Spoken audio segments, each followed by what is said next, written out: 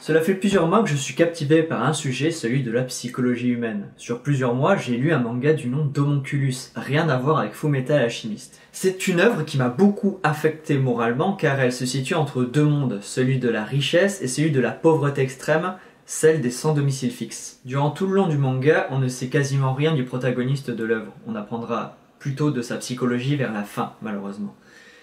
Je suis habitué à lire davantage de bouquins que Homonculus, j'en ai lu énormément, autant que ça soit des shonen où c'est assez basique de comprendre le personnage, beaucoup moins quand il s'agit d'un seinen.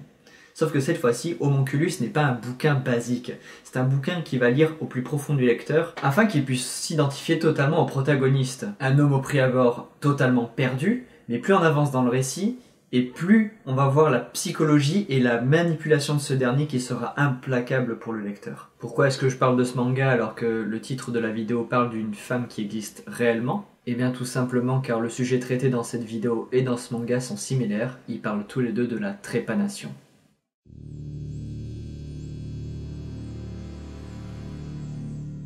Vous avez pu voir que dans le titre de ma vidéo, le sujet étant assez vaste, allait être divisé en plusieurs parties. Plusieurs parties vont juste se concentrer sur l'analyse complète du manga Homonculus, et juste cette vidéo-là est la partie un peu prélude de tout ce qui va traiter d'Amanda Feilding. Du coup, vous devez vous demander depuis le début de la vidéo, qui est cette dame? C'est quoi son parcours? Et pourquoi est-ce que je parle d'une personne réelle alors que le manga Homonculus n'est juste que fictif? Commençons par le commencement. Pourquoi est-ce que je parle de cette dame? Cette femme va tout simplement apparaître plusieurs fois dans le manga, sous forme de photographie ou d'illustrations parlant tout le temps de la même chose, la trépanation. Plusieurs personnes doivent se demander qu'est-ce que la trépanation? Eh bien je vais vous le dire. La trépanation est une opération consistant à agir sur un os, et plus particulièrement la boîte crânienne, afin d'agir directement sur le cerveau, pour prévenir certaines maladies comme Alzheimer ou tout simplement le cancer du cerveau. Maintenant, penchons-nous sur Amanda Feilding. Qui est-ce? Amanda est née le 30 janvier 1948 au Royaume-Uni. Elle est la cadette de Basil Feilding, arrière-petit-fils de William Feilding, 7e comte de Bendight, et de Margaret Feilding. Elle a grandi dans la maison familiale durant toute sa vie, et encore aujourd'hui, cette maison fut transformée en une fondation où la trépanation est étudiée depuis plusieurs décennies. Jusque-là, pour vous, c'est juste une descendante d'une lignée de noblesse britannique assez standard. Mais donc, quand est-ce qu'elle a commencé réellement à s'intéresser à la médecine? À partir de maintenant, la vidéo va monter crescendo dans le ton et dans le côté un peu absurde et un peu abject de l'être humain. Bart Hughes était un partisan de la légalisation du cannabis et du LSD aux États-Unis ainsi qu'au Royaume-Uni, ce qu'Amanda est encore aujourd'hui. Pour info, le LSD est interdit au Royaume-Uni depuis 1966, même pour des recherches à but scientifique. Durant sa carrière professionnelle, il exercera le métier de bibliothécaire car il a échoué à son diplôme de médecine, car il avait nommé sa fille à ce moment-là Maria Joana. Oui, le nom de la drogue, celle du cannabis. Je glisse ça juste parce que je trouvais ça drôle comme anecdote. Et surtout aussi parce qu'à partir de maintenant, la vidéo va vraiment être assez trash. Il est surtout connu pour avoir été l'un des rares pratiquants de la trépanation dans les années 60 pour l'avoir fait sur lui-même à l'aide d'une perceuse dentaire à plusieurs reprises entre les années 60 et 70.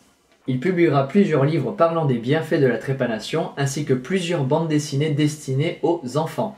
Oui, une BD pour les enfants et les adolescents afin de se trouer le crâne, afin de se libérer l'esprit. Tout ce que je dis est réel et il n'y a rien de faux. C'est une dinguerie. Durant sa vie, il poussera plusieurs personnes à l'acte, dont Amanda, en les endoctrinant aux effets psychédéliques et libérateurs de la trépanation. Selon lui, le sang entre le crâne et le cerveau pourrait s'écouler d'une meilleure façon et ainsi provoquer des hallucinations et davantage de créativité aux artistes, provoquant une vague de hippies à s'auto-trépaner pour se défoncer. Il mourra d'une maladie cardiaque en 2004 à l'âge de 70 ans. Mais du coup, qu'est devenue Amanda durant cette période? Comme je viens de le dire dans le titre, Amanda est connue pour son court-métrage à but artistique du haut de ses 27 ans en 1970 du nom de Heartbeat in the Brain, où elle s'auto-trépane avec comme seule compagnie son pigeon domestiqué, Birdie. I'm not in favor of self-trepanation. I think it should be done by the medical profession. I show the film now in the hope that it may attract the attention of some doctor, able and willing to start their essential research into the subject, without which it will not become an accepted practice available on the national health to anyone who wants it. And maybe as art is a complete non-entity in the modern world and is just a financial game, not a function which carries great psychic truths that used to in the old days, I'll make a film and maybe with that I can help wear down the taboo against knowledge. I don't want to recommend anybody to do it themselves. I mean, I really don't think that's a sensible thing. Anybody who's listening to what I'm saying, don't go off and get a drill and think. Ce fut pendant très longtemps un lost media, c'est-à-dire une vidéo introuvable sur Internet de manière générale, jusqu'en 2011 où il sera projeté au Musée des Arts de Londres. Le documentaire A Hole in the Head, ou en français Un trou dans la tête, est trouvable sur l'Amazon Prime américain contre 5$ en haute définition mais uniquement en anglais. Est-ce que je l'ai acheté? Non. Est-ce que je l'ai vu entièrement? Non. J'ai quand même des limites et là ça les dépassait légèrement. J'ai quand même néanmoins vu une scène où elle s'auto-trépanait où c'était pas du tout censuré, et dans cette scène, juste après, elle se cuisait un énorme steak pour récupérer rapidement du fer, car elle perdait énormément de sang de son crâne. C'était dégueulasse. Amanda travaille désormais sur des études menant à la fin du tabagisme extrême. Pourquoi ? Tout simplement car à 23 ans, et après avoir fumé plus de 20 cigarettes par jour quotidiennement sous LSD, elle trouva, je cite, « quelle habitude dégoûtante ». Elle dira également qu'à cette période de sa vie, elle prenait en moyenne jusqu'à 250 mg d'acide quotidiennement, voyant le monde différemment afin de pouvoir peindre et entendre les couleurs. En 2014, ces recherches mèneront à prouver que 80% des patients ayant eu la même expérience qu'elle arrêteront le tabac peu de temps après une certaine période de dégoût similaire à celle d'Amanda dans le passé.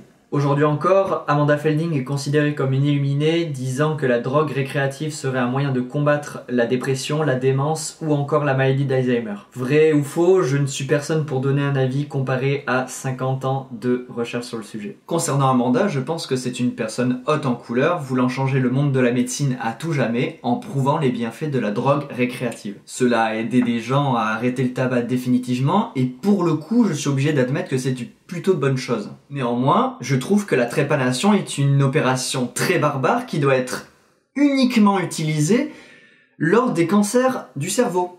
Et pas ailleurs, genre pas au milieu d'une défonce entre deux hippies qui veulent juste s'ouvrir l'esprit. Je trouve ça complètement surréaliste et lunaire. Je ne vous ai pas parlé de tous les détails de sa vie que l'on connaît publiquement sur internet, mais par exemple, elle possède un chien Spitz japonais qu'elle a renommé pour ecstasy, car d'après les gens, je cite, « les gens sont heureux lorsqu'ils la voient ».